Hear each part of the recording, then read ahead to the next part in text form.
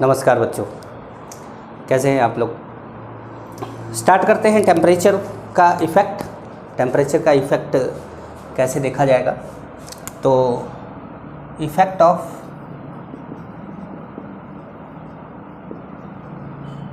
Temperature, हमने अभी तक बात करी थी नेचर ऑफ लिक्विड की, अब बात करेंगे इफ़ेक्ट ऑफ टेम्परेचर की।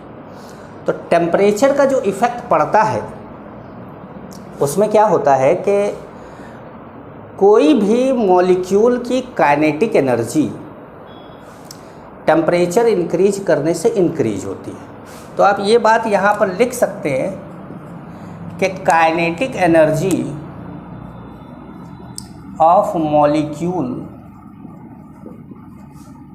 वेपर मॉलिक्यूल, ठीक है, vapour molecule increases with increase in temperature। Temperature को हम किससे डिनोट कर रहे हैं? T से, ठीक है। तो इसके लिए क्लैसियस क्लैप्रियन एक्सप्रेशन है, एक क्लैसियस क्लैप्रियन एक्सप्रेशन। वो बोलते हैं ना कि लगान में एलिजाबेथ नाम रहता है तो आमिर खान कहता है कि ससुरा नाम ऐसा है कि जीभ टेढ़ी हो जाए, तो बोलने में तो वैसा ही है कि क्लैसियस क्लैप्रियन एक्सप्रेशन, मुझे खुद बोलने में मेरी जीभ टेढ़ी हो जा रही है। तो आइए ज़रा सा बताते हैं आपको क्लैसियस क्लैप्रियन एक्सप्रेशन क्या था।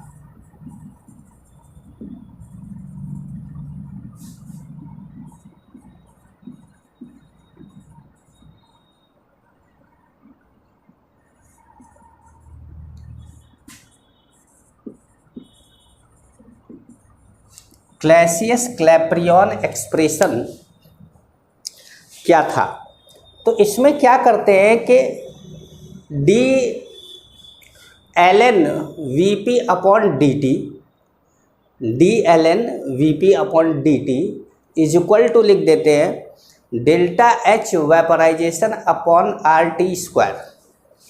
समझा देते हैं, देखिए D L N V P, ये D L N V P, L N क्या है? नेचुरल लॉग है। जो लॉग बेस 10 होता है और एक लॉग बेस ई होता है। तो जो लॉग बेस ई होता है उसको नेचुरल लॉग बोला जाता है। लॉग बेस ई को लॉग बेस 10 में चेंज करना हो अगर आपको, कि भाई लॉग बेस ई एक्स है और इसको आप लॉग बेस 10 एक्स में चेंज करना चाहते हैं, तो 2.303 से आप मल्टीप्लाई करते हैं, है ना। तो कभी भी मान लीजिए कि आपको बेस ई, क्योंकि जो लॉग टेबल होता है उसमें बेस ई की वैल्यू नहीं दी रहती, उसमें बेस 10 की वैल्यू दी रहती है। तो ये अपॉन डी टी, टी का मतलब ये वाला T is equal to delta H V A P, V A P का मतलब वेपराइजेशन आर टी स्क्वायर। ये क्लैसियस क्लैप्रियन क्या था? एक्सप्रेशन था। अब ये एक्सप्रेशन को अगर हम आगे सॉल्व करें और थोड़ा हमको डिफरेंशिएशन इंटीग्रेशन के बारे में थोड़ा बहुत पता हो, क्योंकि देखिए जो मैथ्स का बच्चा होता है उसको आता है ये कुछ, तो मैं उम्मीद करूंगा कि आप लोगों को आ रहा है। जो बायो का बच्चा होता है उसको ये सारी चीज़ें घबराहट सी महसूस होती है, जैसा कि भाई बीपी में होता है, तो उसको लगता है कि ये क्या आ गया, तो वो थोड़ा बहुत आपको ऐसा लग सकता है, लेकिन ज़्यादा चिंता की बात नहीं है। अब क्या करना है? D L N V P, V P क्या है? वेपर प्रेशर है, is equal to delta H vaporisation upon R T square D T. ये हमने क्या करा? डी टी को हम इस तरफ ले गए और इस तरफ ले जाके हमने इंटीग्रेट इसको कर दिया। जब हमने इंटीग्रेट कर दिया तो ये क्या हो गया, अब जैसे ये P फाइनल P2 P1, मतलब वेपर प्रेशर एक फाइनल P2 है, इनिशियल P1 है। यहाँ पर टेम्परेचर फाइनल T2 है, इनिशियल क्या है T1 है। ऐसे कर दिया, ठीक है। तो अब हम जैसे 1/x² को जब इंटीग्रेट करते हैं तो इंटीग्रेशन का रूल क्या है, माइनस, मतलब यहाँ पर क्या करते हैं n+1/n+1, यही ना करते हैं भाई, n+1/n+1 यही करते हैं, -n+1/n+1। तो यहाँ पर जो हमारा इंटीग्रेशन के बाद आता है, जैसे हमने x, ये पावर क्या है, x पावर -2 है, तो ये क्या हो जाएगा -2 + 1/-2 + 1, ठीक है। कहने का मतलब है कि x पावर क्या हो जाएगा -1/-1, ये वैल्यू आ जाएगी। अब -1/-1 मीनिंग क्या है इसका, मीनिंग समझाते हैं आपको। मीनिंग क्या है, मीनिंग को आपको समझाते हैं। तो मीनिंग बच्चों ये है कि अगर आप इसको इंटीग्रेट करते हैं तो इंटीग्रेशन के बाद ये तो क्या बन गया, ये बन गया ln P2 - ln P1, ठीक है।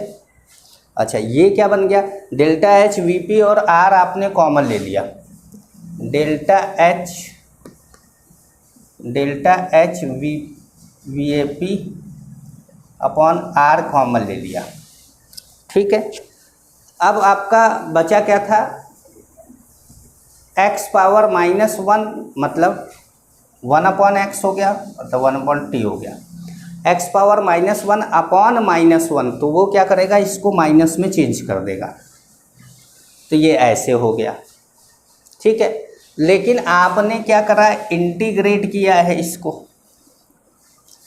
तो ये क्या हो जाएगा T2 minus ΔH vaporisation upon R T1, भाई T2 T1 दो लिया था ना आपने। तो अब हमारा ये हम लिख सकते हैं ln log x minus log y को हम क्या लिख सकते हैं, log x अपॉन y लिख सकते हैं। तो हम इसको लिखेंगे P2/P1, ठीक है। और यहाँ पे ΔH vaporisation upon R common ले लिया, ΔH वेपराइजेशन अपॉन और R को क्या ले लिया, कॉमन ले लिया। तो जब आपने R को कॉमन ले लिया तो यहाँ आ गया 1/T1 - 1/T2।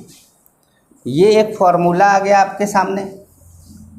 इस फार्मूले से आप ये बता सकते हैं कि टेम्परेचर बढ़ेगा कि घटेगा, तो आप T2 की वैल्यू ज़्यादा रख सकते हैं या कम, लेकिन ये ध्यान रखना है कि टेम्परेचर हमेशा केल्विन में रखना है, टेम्परेचर को कभी भी सेल्सियस में नहीं रखना है। जब आप इस पूरे के पूरे इसको पढ़ लेंगे, समझ लेंगे, तो यहाँ पर आपको एक बात और जाननी चाहिए। अभी मैंने थोड़ी देर पहले बताया था, थोड़ी देर पहले मैंने क्या बताया था, मैंने ये बोला कि 2.303 लॉग हो गया अब ये P2/P1 is equal to ΔH vaporisation upon R 1/T1 - 1/T2, ऐसे हो गया 1/T1 - 1/T2। अब ये 2.303 को इधर लेते जाओ तो बनेगा log P2/P1 is equal to ΔH vaporisation अपॉन 2.303 R 1/T1 - 1/T2। ये आपका मेन एक्सप्रेशन है जिससे आप क्वेश्चन को सॉल्व करेंगे। तो आपको वैसे तो आपको पूरा लिखना है, लेकिन आपने मेन एक्सप्रेशन नहीं लिखा, तो अभी आप मेन एक्सप्रेशन लिख लेंगे, ठीक है। तो अब मेन एक्सप्रेशन आप लिख लेंगे।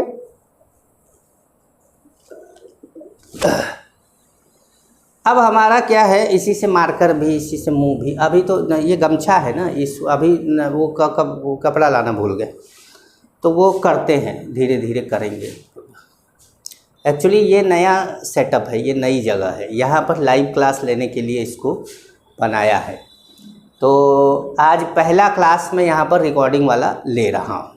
किसी प्रकार की दिक्कत समस्या होगी तो आप लोग मुझे बताइएगा कि सर ये दिक्कत थी, ये समस्या थी, ठीक है। चलिए, तो आइए, तो टेम्परेचर वाले को हम समझ चुके हैं कि टेम्परेचर पे वाइपर प्रेशर कैसे डिपेंड करता है, टेम्परेचर पे वाइपर प्रेशर कैसे डिपेंड करता है।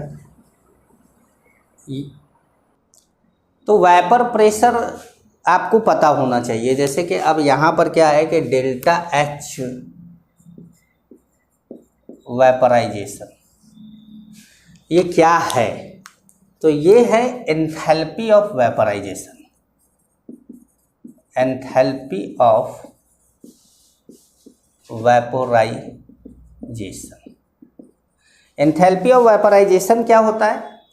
It is the amount of energy required to convert 1 mole liquid completely into vapour.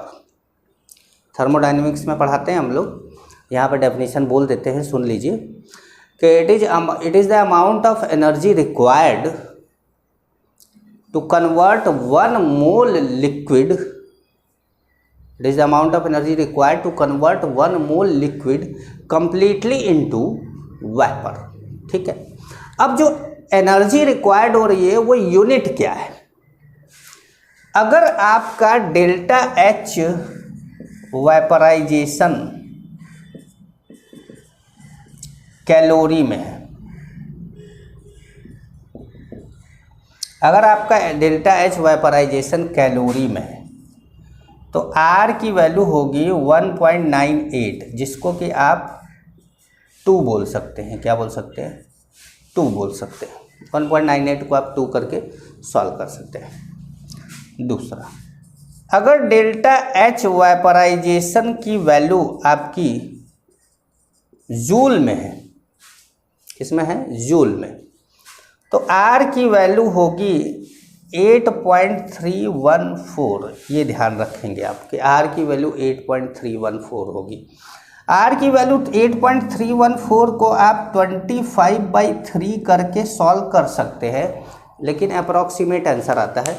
Exact 25/3 ये नहीं होता, लेकिन 8.314 से मल्टीप्लाई करने से अच्छा होता है 25/3 मल्टीप्लाई करना, क्योंकि ऑब्जेक्टिव क्वेश्चन में एकदम सटीक आंसर अगर आ जाता है तो अच्छी बात है, वरना एकदम सटीक नहीं आता है, एक आध पॉइंट इधर उधर भी आता है तो ऑप्शन टिक हो जाता है बड़े आराम से, और इसी को बोलते हैं अंदाज़ा, मतलब सॉल्व करने के बाद भी अंदाज। हाँ, अब एक एक पॉइंट का ही डिफरेंस है हर आंसर में, कि भाई एक आंसर दिया है 17.1, दूसरा 17.2, तीसरा 17.4, तब भैया आपको ये पूरी वैल्यू रहनी होगी, तब आप 25/3 नहीं ले सकते हैं, ठीक है।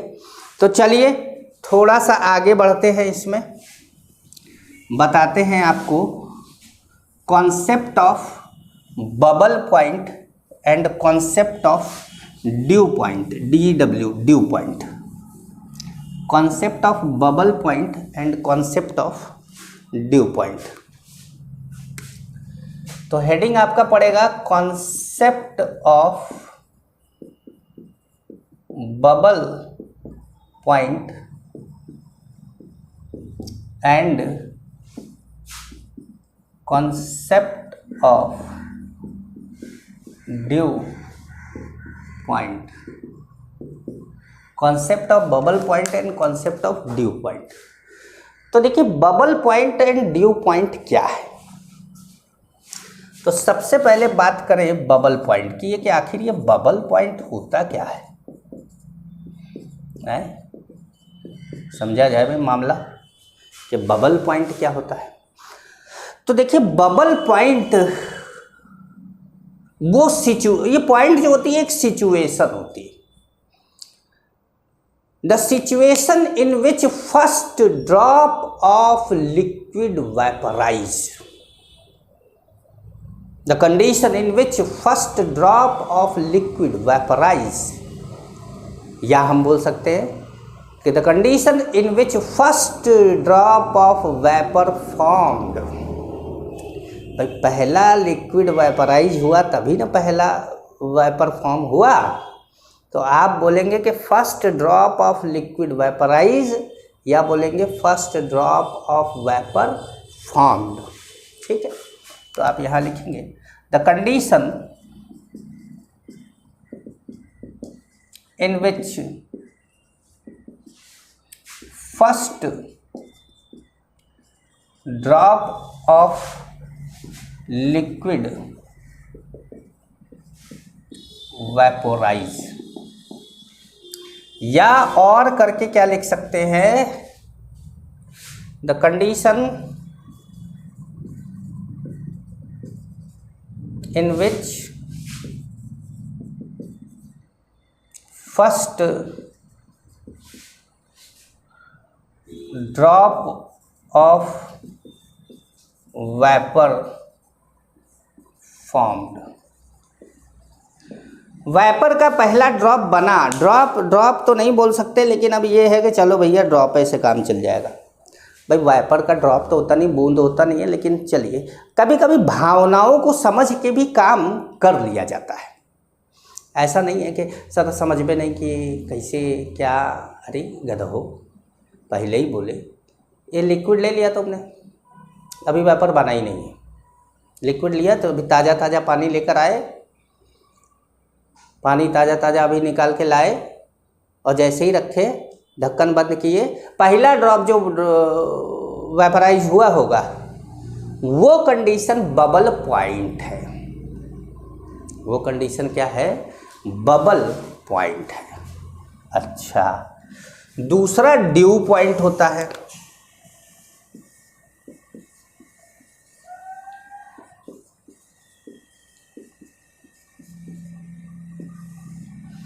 दूसरा क्या है, ड्यू पॉइंट होता है। ड्यू पॉइंट क्या होता है, जब लिक्विड की आखिरी ड्रॉप लास्ट बूंद वेपराइज होती है, लिक्विड की लास्ट बूंद वेपराइज होती है। लास्ट बूंद वेपराइज होती है का मीनिंग समझते हैं। अब आपके दिमाग में होगा कि लिक्विड की लास्ट बूंद वेपराइज होती है, इसका मतलब लिक्विड क्या सर खत्म हो गया? हो भी सकता है, नहीं भी हो सकता। क्या सर ये कैसे, समझाइए जरा इसको। तो लास्ट बूंद वेपराइज होने के बाद लिक्विड खत्म हो गया, तो इसका मतलब है कि पार्शियल प्रेशर अभी वेपर प्रेशर के इक्वल हुआ ही नहीं था, इसीलिए लिक्विड सारा गायब हो गया।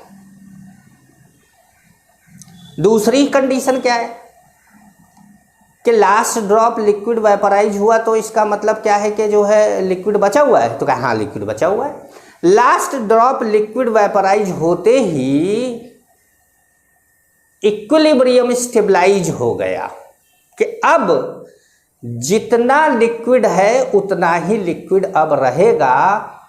अब जितना लिक्विड वेपराइज हो, हाँ क्या अब लिक्विड वेपराइज नहीं होगा? होगा, लेकिन अब जितना लिक्विड वेपराइज होगा उतना ही वेपर कंडेंस होगा। तो हम ये बोल सकते हैं कि ड्यू पॉइंट क्या है। तो dew point, the condition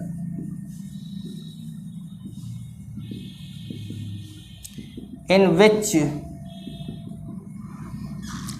last drop of liquid vaporise, या क्या बोल सकते हैं, last drop of liquid vaporise. अब last drop of liquid vaporise में दो सिचुएशन है कि या तो लिक्विड खत्म हो गया और या तो इक्विलिब्रियम स्टेबलाइज कर गया। ये इसकी मीनिंग दो निकलती है, लेकिन जो दूसरी वाली डेफिनेशन मैं बोल रहा हूँ उसकी मीनिंग एक ही निकल पाती है। द कंडीशन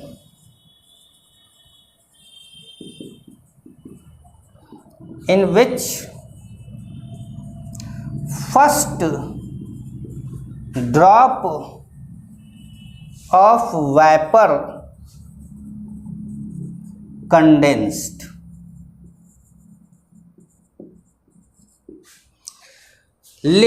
वाइपर का पहला ड्रॉप कंडेंस हुआ, इसका मतलब इक्विलिब्रियम स्टेबलाइज हो गया। इसका मतलब क्या हुआ?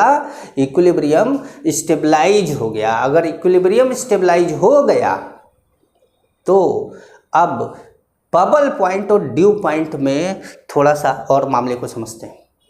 भाई इतना तो क्लियर हो गया आपको। बबल पॉइंट का मतलब सब लिक्विड लिक्विड था, पहला बूंद वेपराइज हुआ। ड्यू पॉइंट का मतलब सब वेपर वेपर था, लास्ट बूंद वेपर का वेपराइज हुआ, मतलब लिक्विड का वेपराइज हुआ। ठीक है, तो अब अगर हम इस पे आते हैं, इस पे थोड़ा सा ये लिख लिया होगा आप लोगों ने, तो अगर हम अब इस पे आते हैं कि सर इसको थोड़ा सा और एक्सप्लेन करेंगे, तो बेटा एक्सप्लेन करने का तो तुमसे फीस ले रहे हैं, एक्सप्लेन ही नहीं करेंगे तो छोड़ के भाग जाओगे, कहोगे कि अरे सर मज़ा नहीं आ रहा है।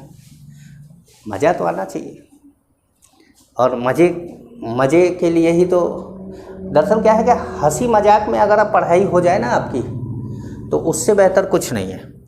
तो आइए लेते हैं। हाँ, जैसे ड्यू पॉइंट, बबल पॉइंट, पहले बबल पॉइंट, बबल पॉइंट,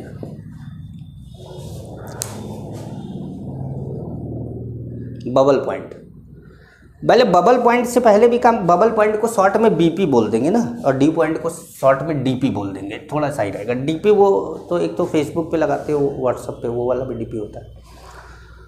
तो बीपी तुम लोग बॉइलिंग पॉइंट भी बोल देते, तो बीपी यहाँ पे ध्यान रखिएगा कि ये बबल पॉइंट है। तो सबसे पहले बात करते हैं बिफोर बबल पॉइंट की।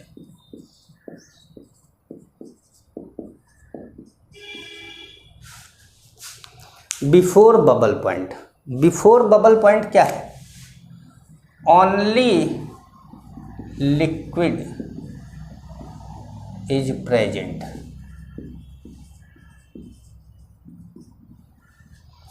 Only liquid is present. अगर बिफोर बबल पॉइंट है तो ओनली लिक्विड इन सिस्टम, ठीक है, बिफोर बबल पॉइंट। अच्छा, आफ्टर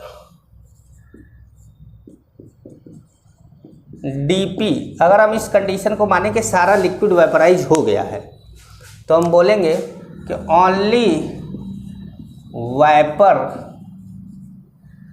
इज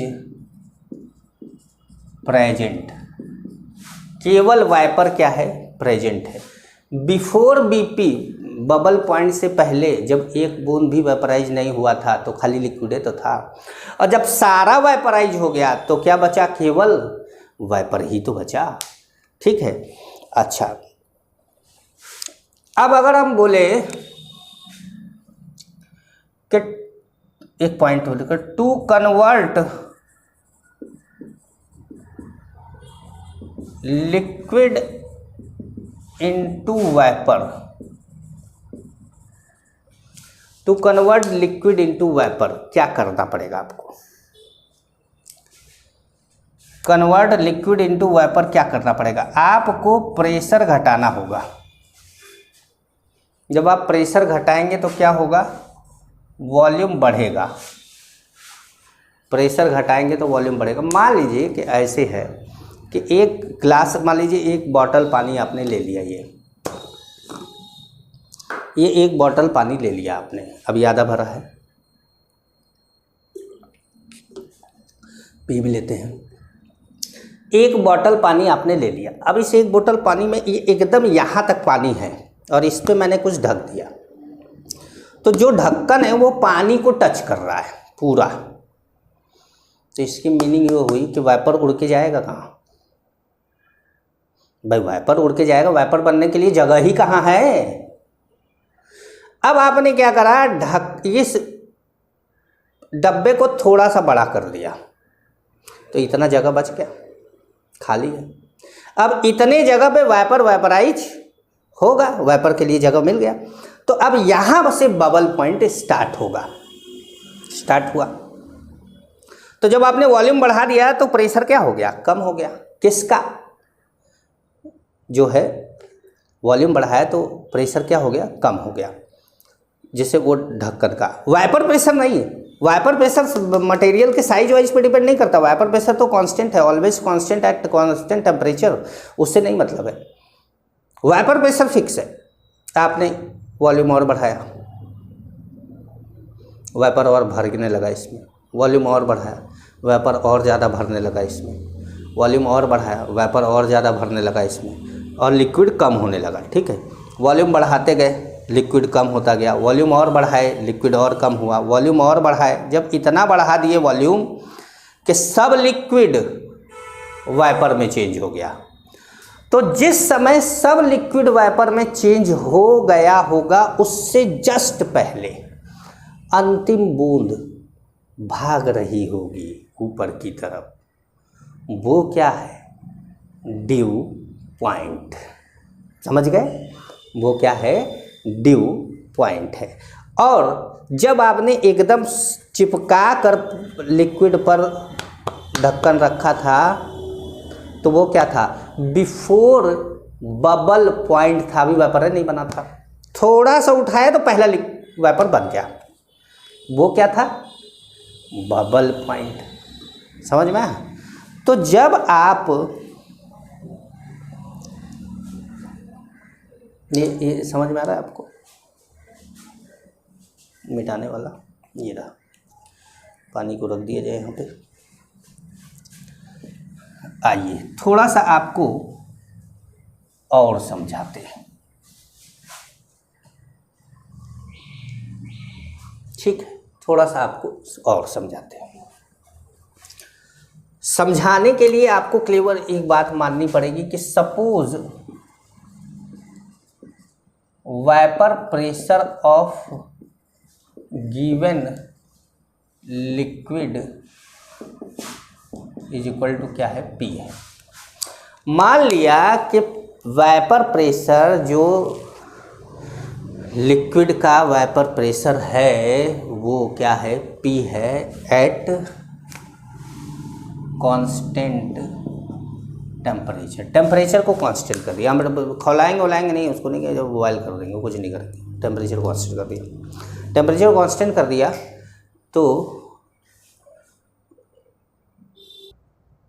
हमने सपोज कर लिया कि इसका जो वाइपर प्रेशर है लिक्विड का वो क्या है, पी है।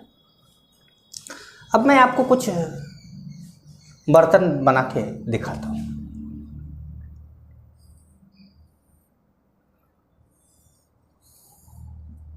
सबसे पहले हमने ये लिया, लिक्विड यहाँ तक भरा हुआ है, लिक्विड यहाँ तक क्या है, पूरा भरा हुआ है। जब पूरा लिक्विड भरा हुआ है तो ये क्या हो गया, ये है बिफोर बीपी। वाइपर प्रेशर कितना है, पी है। वाइपर प्रेशर कितना, vapour pressure is constant at constant temperature. आप बोलेंगे सर वाइपर बना नहीं है तब भी वाइपर प्रेशर, नहीं, actually vapour pressure constant value होती है, इसलिए हर जगह पे वो लिख दिया जाता है। चलिए वॉल्यूम को थोड़ा सा क्या करा जाए, बढ़ाया जाए।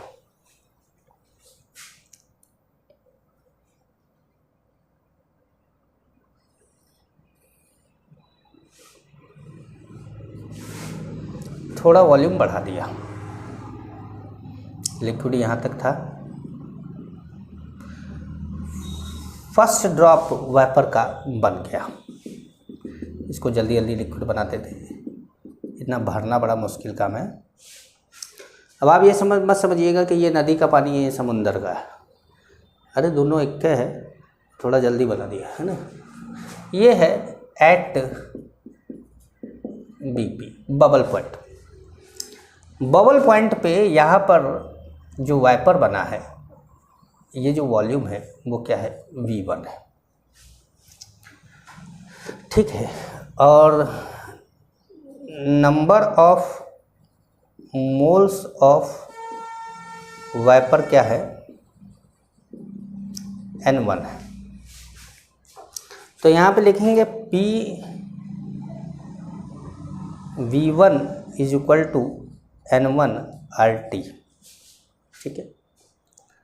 P V1 is equal to N1 RT, मतलब प्रेशर हमारा फिक्स है, वेपर प्रेशर P हम वही रखेंगे, बस वॉल्यूम हमारा हमने चेंज किया। वेपर के भाई P V is equal to NRT तो वेपर के लिए ही लगता है, गैस के लिए लगता है, तो ये V1 आया भाई, पहला गैस बना तो N1 मोल बना होगा, ठीक है।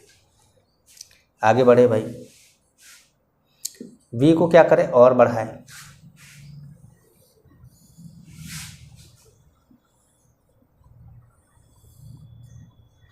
अब यहाँ पर क्या हो गया, ये ऐसे बना दिया,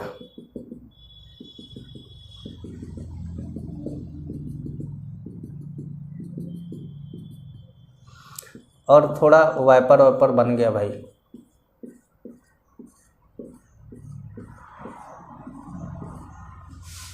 है।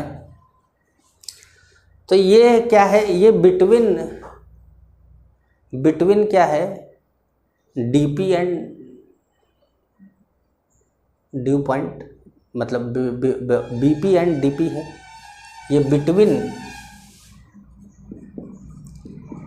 बीपी एंड डीपी है। अच्छा यहाँ पर भी P, अच्छा यहाँ पर वॉल्यूम क्या ले लिया हमने, V2 ले लिया, तो P V2 is equal to N2 RT, भाई वेपर बढ़ गया होगा, वेपर क्या हो गया होगा, बढ़ गया होगा। अब हमारा जो वेपर बढ़ा है तो भाई N2 ज़्यादा होगा N1 से। अब जब हमने आगे बढ़ाया तो यहाँ पर क्या हुआ, थोड़ा और आगे बढ़ा दिया,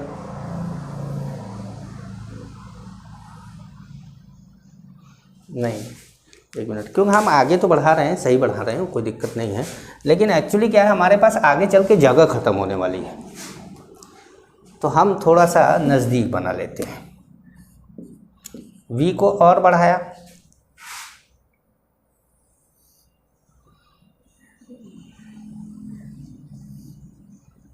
V को और बढ़ाया, तो यहाँ पे क्या लग गया, यहाँ पर अब आपके पास ये जरा सा दिख रहा है, दिख रहा होगा, अरे देखो बोलो हाँ दिख रहा है, चलो। तो ये लिक्विड है, एक आध बूंद बचा हुआ है। अब बाकी सब कौन है, वेपर है, बाकी सब कौन है, वेपर है,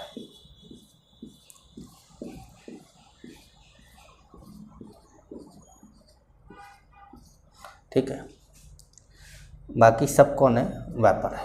अब ये क्या हुआ, एट डीपी हो गया, ड्यू पॉइंट।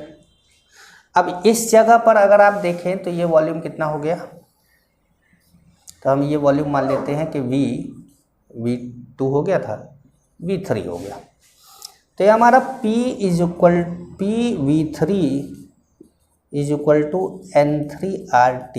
आप एक चीज़ नोटिस कर रहे हैं, वॉल्यूम चेंज हो रहा है, मोल चेंज हो रहा है, क्योंकि टेम्परेचर नहीं चेंज हो रहा है, इसलिए वेपर प्रेशर P चेंज नहीं हो रहा है, वेपर प्रेशर कांस्टेंट है, ठीक है। कब तक ऐसा होगा, तब तक होगा जब तक कि लिक्विड है। जैसे ही सिस्टम में सारा लिक्विड समाप्त हुआ, अब सॉल्यूशन चैप्टर गायब हो गया, फिर तब आ गए आप गैसियस स्टेट चैप्टर में, और क्या लग जाएगा, बॉयल्स लॉ, प्रेशर बढ़ेगा, वॉल्यूम चेंज होगा, तब बॉयल्स लॉ लगने लगेगा। तो अब अगर आपने वॉल्यूम बढ़ाया तो यहाँ पे लग गया, क्या यहाँ तक हम लोगों का वीडियो दिख रहा है, क्यों भैया, है कोई दिक्कत नहीं है बच्चों को, ठीक है। तो अब क्या हुआ, ये सब वेपर हो गया, ये सब वेपर हो गया, तो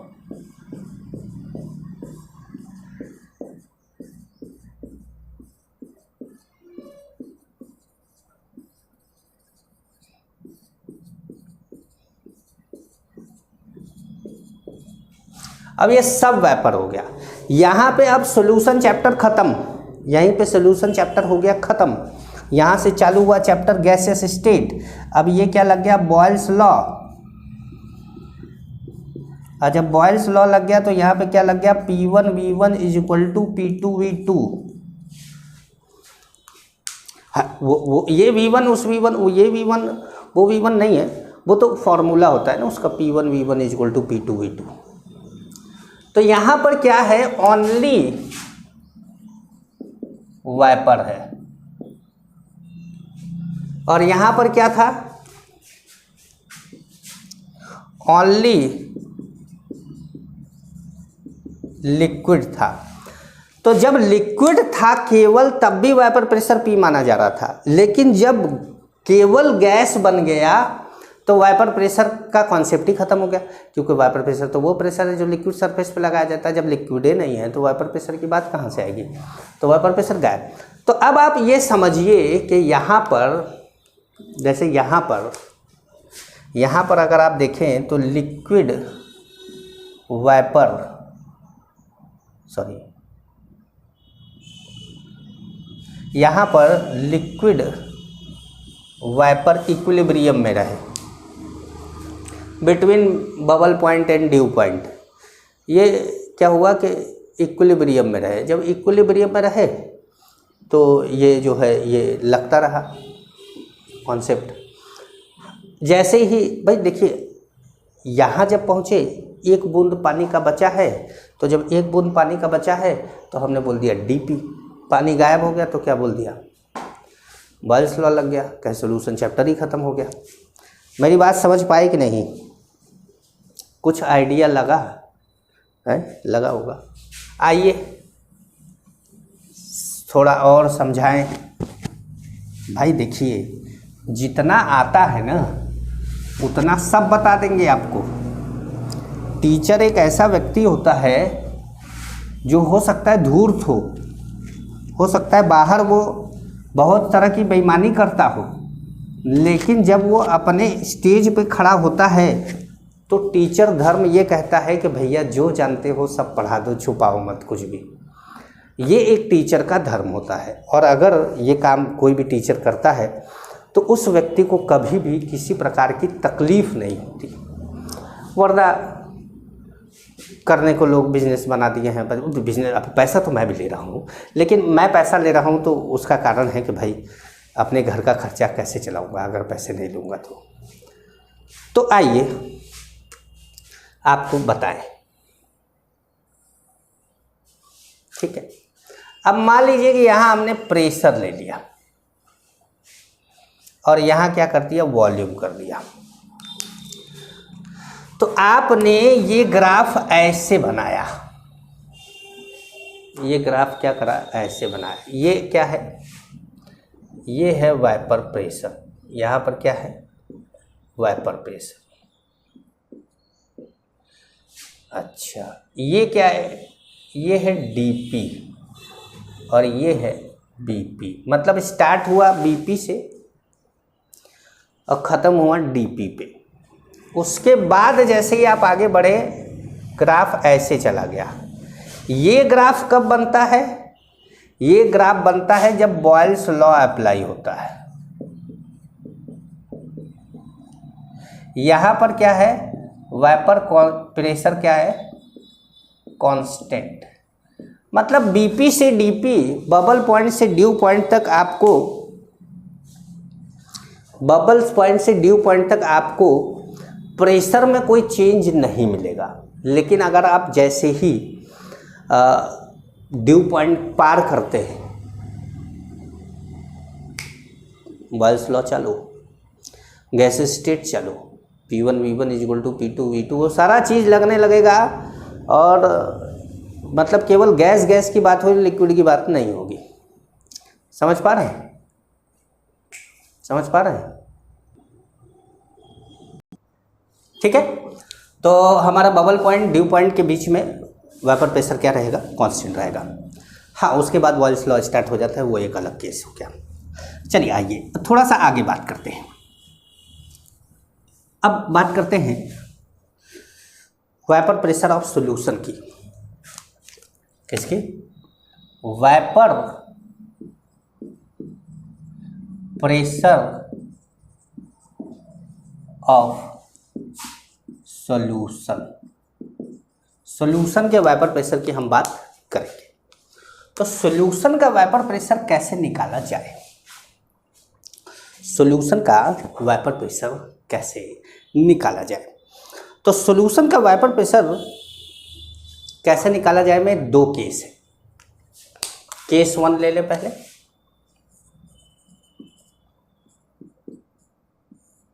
केस 1 ले ले। केस 1 ये है कि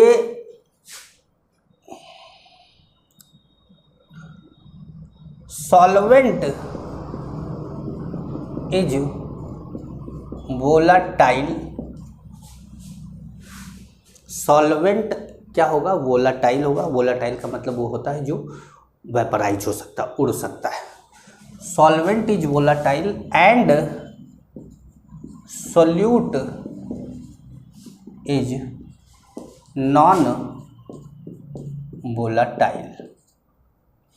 सॉल्वेंट वोलाटाइल है और सोल्यूट क्या है? नॉन वोलाटाइल है।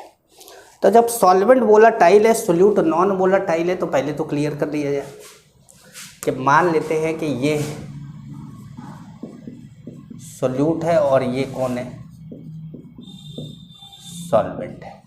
जो सोल्यूट है हमने उसको बी मान लिया है, जो सॉल्वेंट है उसको हमने ए मान लिया है।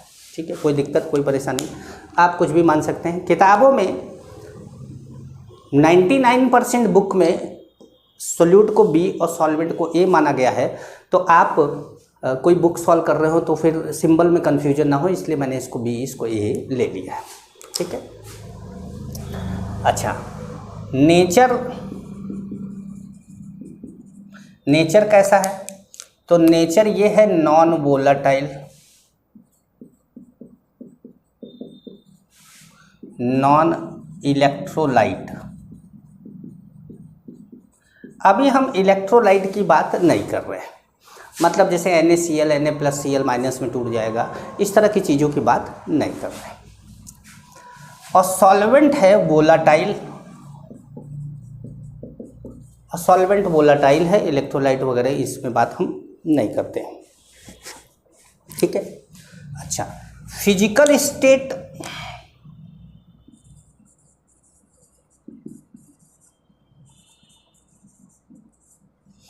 फिजिकल स्टेट सोल्यूट का हमने ले लिया क्या? सॉलिड। नॉन वोलाटाइल या सॉलिड यहाँ पे लिख भी दिया जाए, क्यों भाई? सॉलिड। और यहाँ पर लिख देते हैं क्या है फिजिकल स्टेट? लिक्विड। ठीक है, नंबर ऑफ मोल्स,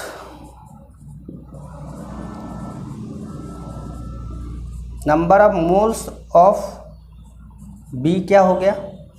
नहीं, नंबर ऑफ मोल्स ही रहने देते हैं, बी क्यों लिख देंगे? नंबर ऑफ मोल्स, तो नंबर ऑफ मोल्स यहाँ पर हम लिख देते हैं NB और यहाँ पे लिख देते हैं Na, कि भैया दोनों का नंबर ऑफ मोल्स हमको पता चल गया। ठीक है, मोल फ्रैक्शन,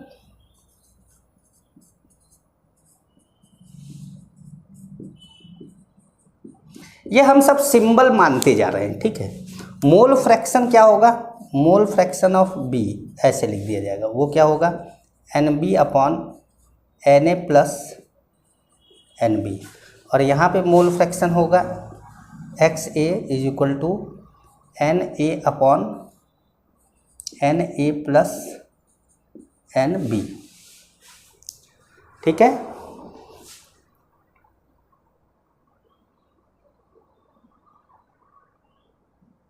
ठीक है भाई। चल एक और चीज मान लिया जाए, वाइपर प्रेशर,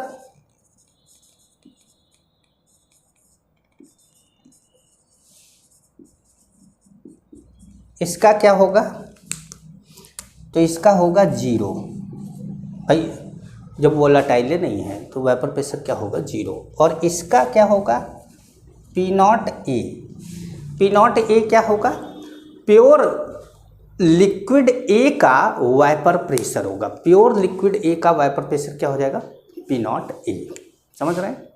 तो अब बात करते हैं राउल्स लॉ की। किसकी बात करेंगे, राउल्स लॉ की। तो राउल्स लॉ की बात करते हैं। नया गमछा ही खराब हो गया हमारा। तो अब बात करते हैं राउल्स लॉ की।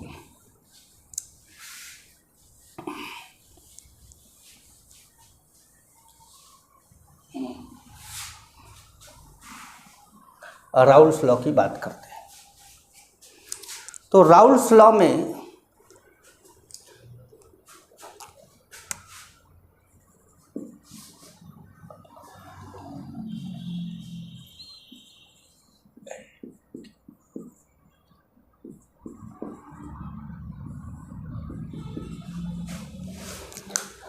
राउल्स लॉ क्या कहता है, राउल्स लॉ कहता है कि partial vapour pressure of a component in a solution, partial vapour pressure of a component in a solution. अब कंपोनेंट जैसे मान लीजिए ए और बी को मिला के बना है, तो ए का पार्शियल प्रेशर पी ए और pure P naught A.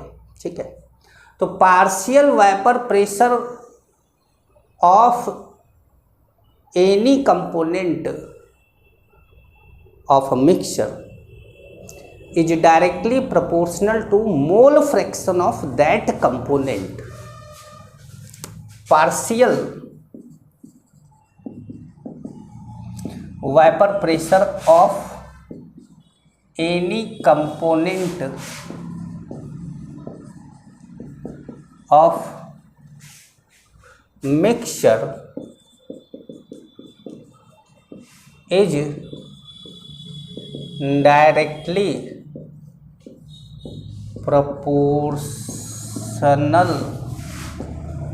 to mole fraction of that component।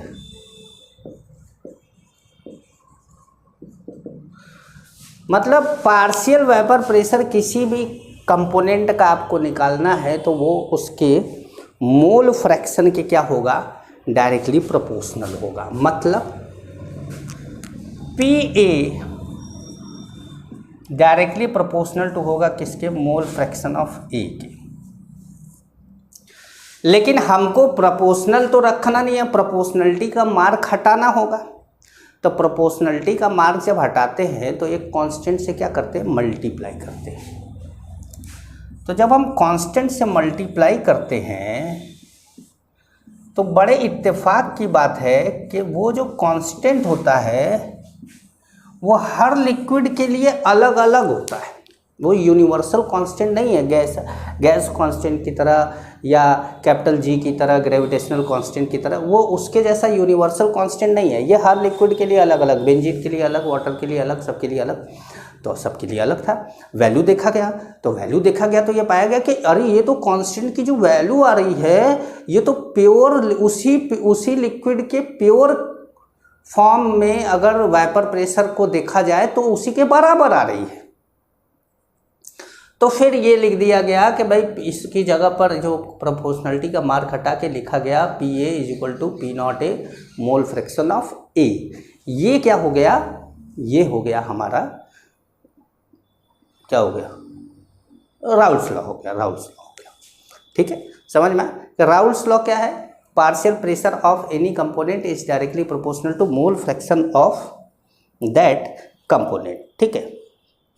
अब क्या है, अब जैसे ऐसा क्यों हुआ, ऐसा क्यों हुआ, पार्शियल प्रेशर क्या है, पार्शियल प्रेशर क्या है, टोटल। अब चलिए आइए दिखाते हैं आपको। जैसे मान लीजिए कि आपके पास है यहाँ पर लिक्विड है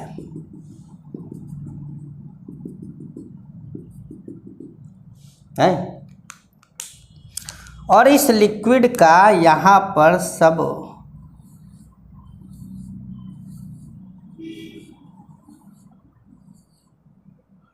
इस लिक्विड का सब वेपर का मॉलिक्यूल है, यही सरफेस पे पड़ा हुआ है लिक्विड का वेपर मॉलिक्यूल क्या है, सरफेस पे पड़ा हुआ है और ऊपर भी है। बंद कर देते हैं इसको,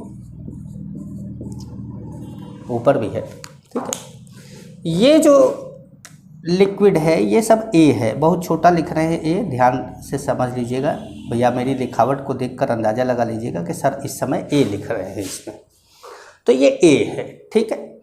ये कौन है, ये है प्योर ए, प्योर ए। तो वाइपर प्रेशर कितना है इसका, P0 ए है, ठीक है। अब इसमें क्या हुआ, एडिशन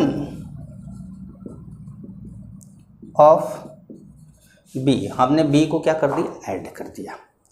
जब हमने इसमें बी को ऐड किया तो क्या हुआ,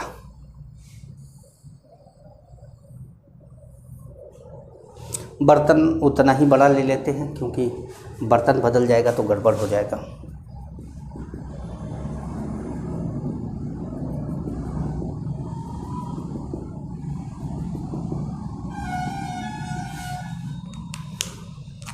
अब हमारा जो बी है उसको हमने ब्लू से दिखा दिया। अब बी कौन है, बी को हमने मान लिया कि बी ग्लूकोज है, बी को हमने मान लिया क्या है, बी ग्लूकोज है। तो जो हमारा ए था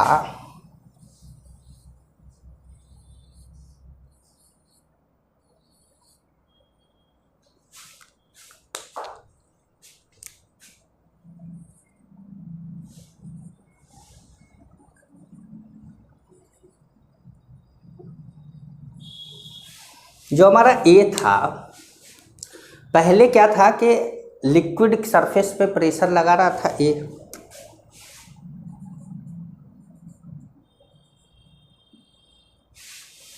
लिक्विड सरफेस पे प्रेशर लगा रहा था। तो पहले अगर आप देखें तो 1 2 3 4 5 6 7 मॉलिक्यूल लिक्विड सरफेस पे प्रेशर लगा रहे थे। वैसे तो ढेर सारे लगाते हैं, हम 7 यहाँ पे बनाएं तो 7 की बात कर लें। 7 मॉलिक्यूल प्रेशर लगा रहे हैं। 7 पानी के मॉलिक्यूल मान लो कि पानी और ग्लूकोज का आपने मान लीजिए कि वाटर एंड ग्लूकोज का आपने सोल्यूशन बना लिया, तो 7 मॉलिक्यूल नीचे प्रेशर लगा रहे थे, ठीक है। जब आपने ग्लूकोज का सोल्यूशन बनाया, पानी, एक गिलास पानी में आपने 1 चम्मच ग्लूकोज डाल के मिला दिया और मिलाकर 1 चम्मच उठा के आपने सिप किया, पिया, तो देखा कि मीठा लगा। चाहे नीचे से चम्मच से निकाल के पियो, चाहे ऊपर से चम्मच से निकाल के पियो, मीठा बराबर लगेगा। इसका मतलब होमोजीनियस मिक्सचर हो गया, एकदम बढ़िया सा सोल्यूशन बन गया। अब उस सॉल्यूशन में हर जगह पर ग्लूकोज यूनिफॉर्मली डिस्ट्रीब्यूटेड हो गया, तो सरफेस पे भी तो होगा। तो जब सरफेस पे होगा तो ग्लूकोज के ऊपर अगर लिक्विड का वेपर का मॉलिक्यूल है तो वो प्रेशर तो वेपर प्रेशर माना नहीं जाएगा, क्योंकि वेपर प्रेशर तो वो माना जाता है जो लिक्विड सरफेस पे लगता है। तो अब जैसे जहाँ जहाँ वेपर है वहाँ वहाँ मैंने लिक्विड सरफेस मान लिया है, और बाकी जो ये ब्लू लाइन बनाई है ये मान लिया है कि ये ग्लूकोज का मॉलिक्यूल है, ठीक है। तो अब आप देखें तो पर यूनिट एरिया जो प्रेशर लगता है उसी को तो फोर्स, मतलब जो फोर्स लगता है पर यूनिट एरिया जो फोर्स लगता है उसी को तो प्रेशर बोलते हैं। तो यहाँ per unit area 7 molecule force लगा रहे थे, यहाँ per unit area 4 molecule force लगा रहे हैं, तो 4 ही मॉलिक्यूल फोर्स लगा रहे हैं तो फोर्स कम हो जाएगा ना। जब फोर्स कम होगा तो प्रेशर कम होगा, तो प्रेशर कम हुआ तो इसीलिए ये जो है ये कम प्रेशर है। कम प्रेशर का मतलब लो प्रेशर, कम प्रेशर वाला कम प्रेशर नहीं, लो प्रेशर है। तो वो लो प्रेशर है, इसका मतलब क्या हुआ कि पीए जो है वो छोटा है किससे, P0 ए से। ये भी बात समझ में आई आपको? क्या क्लियर हुआ आपको?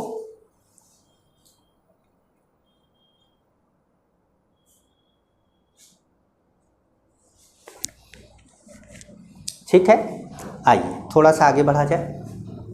ये समझ में आ गया आप लोगों को, कंपोनेंट कम प्रेशर ज़्यादा प्रेशर। चलिए तो अब आपको थोड़ा और समझाते हैं। इसको भिगा के कपड़ा मिटाना पड़ेगा, क्योंकि बारिश की वजह से ह्यूमिडिटी है और ह्यूमिडिटी के कारण यहाँ पे ब्लैक स्पॉट पड़ जा रहे हैं। तो ये एक बार भिगा के कपड़ा मिटाना पड़ेगा, तब जाकर सही होगा, क्योंकि जब से हमने इसको बनाया है तब से हम लोगों ने मिटाया नहीं है इसको। चलिए, तो हम बात कर रहे थे किसकी, राउल्स लॉ की। तो हमारे पास है P A is equal to P naught A mole fraction of A, ठीक है। अच्छा, वी नो दैट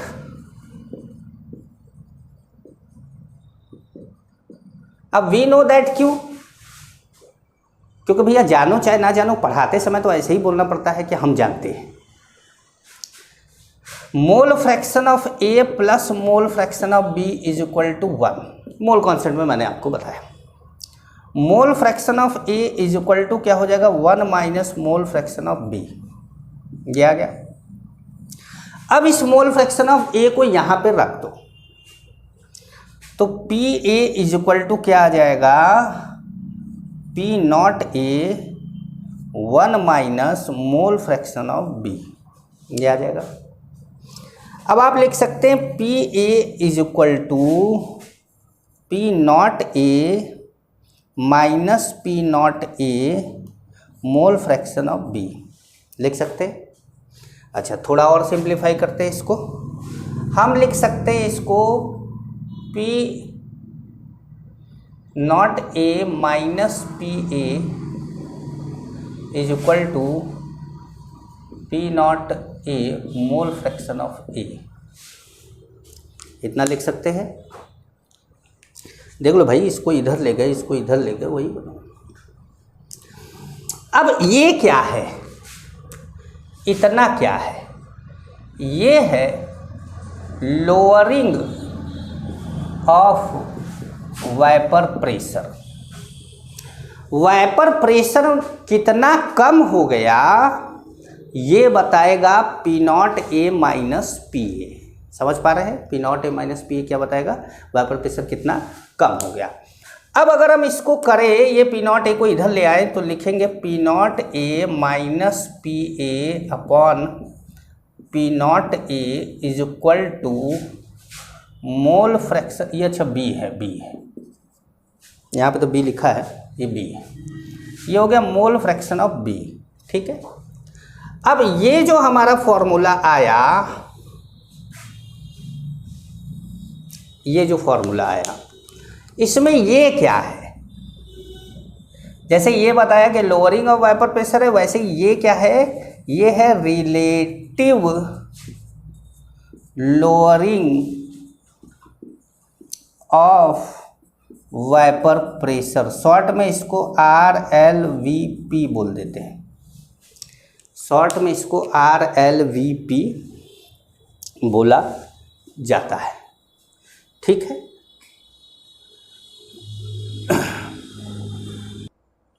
तो ठीक है बच्चों, तो हम इस वीडियो को यहीं कंप्लीट करते हैं, और अब अगली क्लास में जब मिलेंगे तो इस पर आपको क्वेश्चंस कराएंगे कि कैसे क्वेश्चन हम करेंगे इस पर, ठीक है।